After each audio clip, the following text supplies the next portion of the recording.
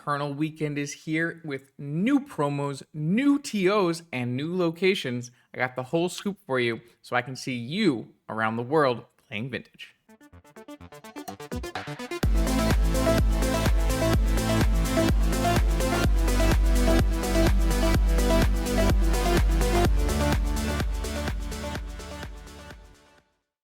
Welcome back, Vintage Gamers. This is going to be your PSA that Eternal Weekend information is out early this year.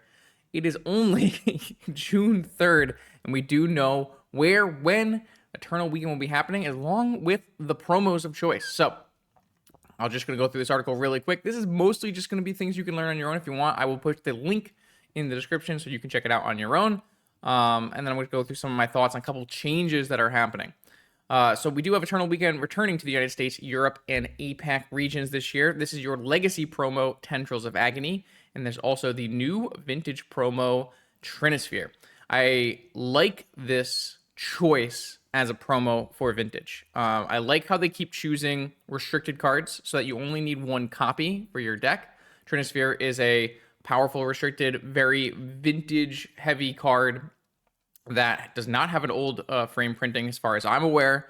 So this is the first old frame printing of it. It also gets a nice little boost on being played in formats like Legacy and CEDH. So people from other formats will still want this card, unlike Gush, which people don't really want.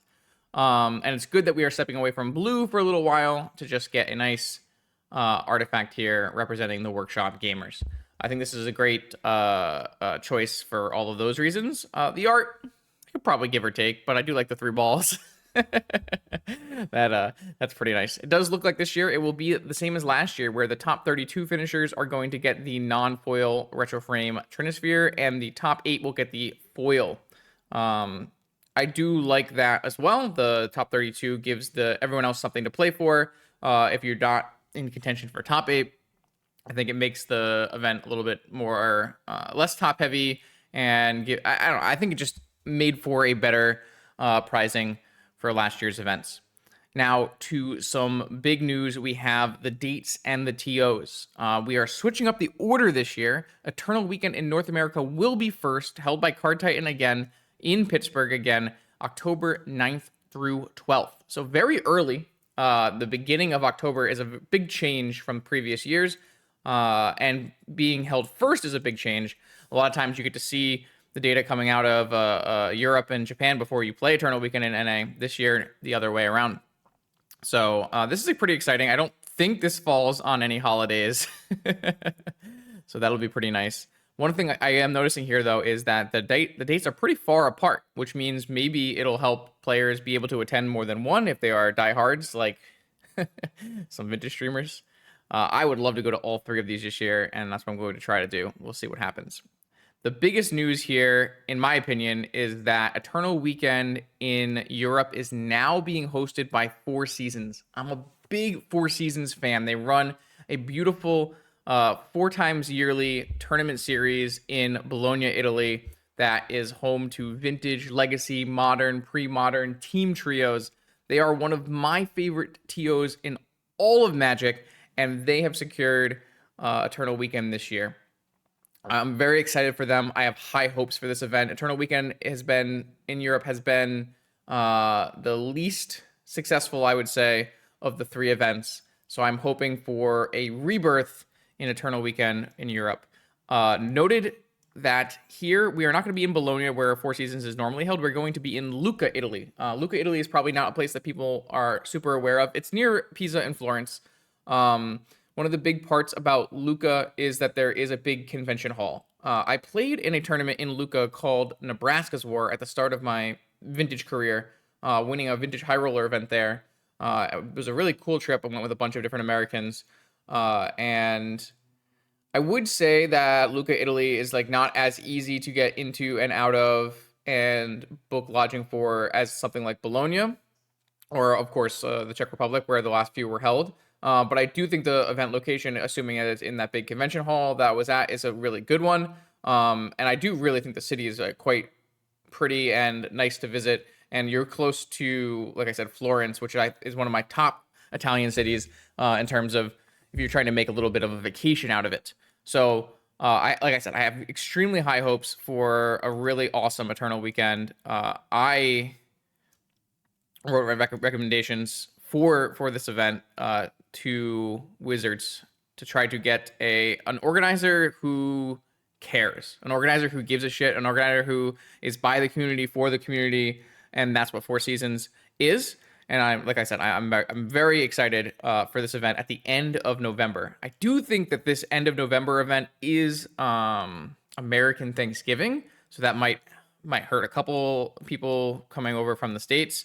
But if you are not super big into American Thanksgiving, then this is a pretty good date as well.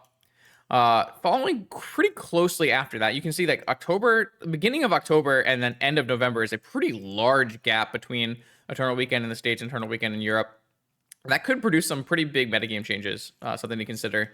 After you have all the data from Eternal Weekend in North America, you have 2 months of Magic Online data. That's something to consider for what decks you're going to choose to play in Italy. And then pretty closely after, in the second week of December, this is a change as well. Yokohama, Japan, hosted by Haruya. The last few years have been in Shizuoka. I probably pronounced that wrong, and it's probably the wrong place. But it's not as close to Tokyo. It's not close to Tokyo at all. Yokohama is closer to Tokyo. I would assume, and I could be off base here, I don't have the best information. I would assume that this is an easier tournament to travel to for foreigners. Being, flying into Tokyo and taking public transit to Yokohama sounds like it would make more sense than the previous location. And I could be off base. Let me know if you have information on that. I don't have any insights to give you on Haruya over Big Magic. I know that Haruya hosts tons and tons of tournaments daily at their very large stores around Japan. One of the more respected brands that I'm aware of. So I have no doubt that this will be a well-run tournament as well, but I don't know. I didn't get to attend any of the Big Magic events, so I can't tell you any kind of information about that.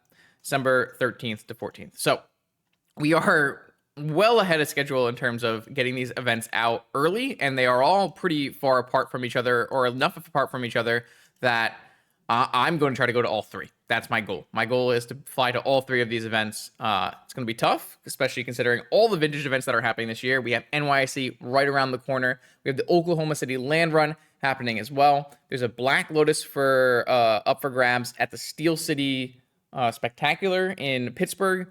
So we have tons of high stakes vintage action coming your way in the rest of 2025. Let me know what you think about these changes in the comments below, and I hope to see you there for Vintage Magic the Gathering.